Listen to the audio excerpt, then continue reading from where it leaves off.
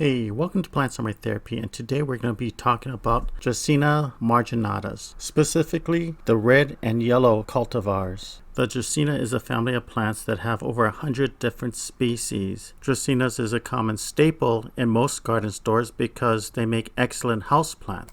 They are affordable plants. Of course, the larger the plant, the higher the price. They are the easiest plants to care for and maintain. They grow in medium to bright light and can tolerate direct sunlight. If space is an issue, the Dracaena marginata doesn't bush out. It grows straight up and it has a small footprint.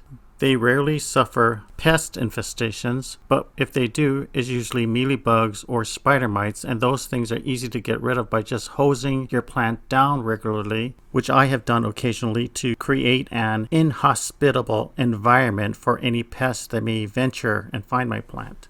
I hear that some people will buy pesticides for any infestations, but I only hose down my plant in the lawn to get rid of any mealybugs or mites should I have them. I like houseplants like Dracaenas to purify the indoor air, so I don't want to add any harmful chemicals that may negate that. At most, I will spray the plant down with neem, but I've been having a lot of success for just hosing the plant down in the middle of the lawn.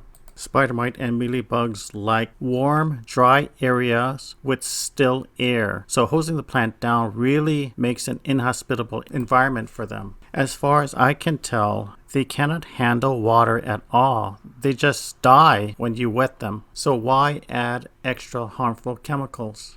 Just place your Dracaena in a place where it can get medium to high light and maybe a little direct light. Water the plant only when it's dry, and occasionally take it outside and hose it down. Okay, now that we reviewed that the Dracaena marginata is one of the best plants to have as a house plant, in the past few years, the Dracaena marginata has been coming out with different colors: white, pink, and yellow. My first Dracaena marginata was the regular Dracaena marginata, the green with just a light border of red on the leaves.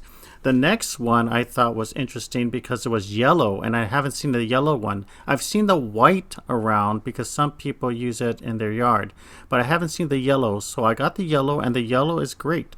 The yellow holds its color. Whether it's in the shade, whether it's in the sun, whether it's being overwatered or underwater, it holds its color. It's yellow. I bought what I thought was a pink Dracaena marginata, which sort of turned red, which I was still happy about. But then as it grew, I noticed that the color kept changing. So I repotted these plants so I could see what was going on from roots to leaf. And I guess this is a good time to go over repotting a Dracaena. These Dracaenas have been in the same pot from the store for a couple months, but they have been steadily turning less pink and more red. So I was going to experiment on the light that it gets. But first I wanted to check the roots, and you can see that this plant has really good roots. The roots are healthy, they're firm, they're stiff, and they're a tannish brown color. Root rot would look mushy, dark brown colors, and it would just be limp. And of course, when you repot a plant and you look at the roots, you're disturbing the plant and it stresses it out. So you want to remove as many leaves as you can, leave as much that you think the plant needs for photosynthesis, for growth, and remove all the leaves that look damaged, would drain the energy away from the plant. In this recent year, I've been trying to simplify my life. So I used only perlite to supplement the potting mix. For Dracaenas, next time I'll use vermiculite because vermiculite holds on to more water, but it still aerates the soil. Then more recently, I only use the perlite on the bottom half of the pot, and I top the rest of the pot with just regular potting soil to limit the amount of perlite or vermiculite that will float up and just form a layer. These are the plants a couple months later, and they don't look pink at all, maybe just a hint of pink, but they still look pretty red, so I'm pretty happy.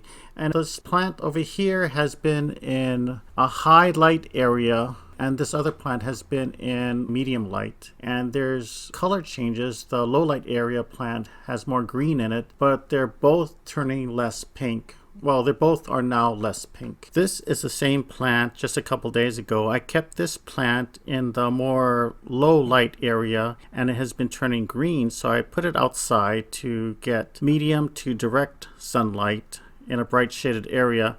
and it's still turning color. It's not as red as it used to be, but it's not completely green, so it's not exactly like the original Dracaena marginata. And the other one, I kept it in bright sunlight, and it's turning like a sage green. It's not a true green like the regular Dracaena marginata. It's more of a sage green, and it still has more color to it, but it's not the bright, vibrant color of the red. The yellow Dracaena stays yellow. The white Dracaena stays white. The original Dracaena stays the original color with the green and the thin margin of red. But the red Dracaena marginata, its colors change no matter where you put it, no matter how you water it. I thought this was kind of interesting. I hope you liked this video. I hope it helped. Thank you very much for watching. Aloha.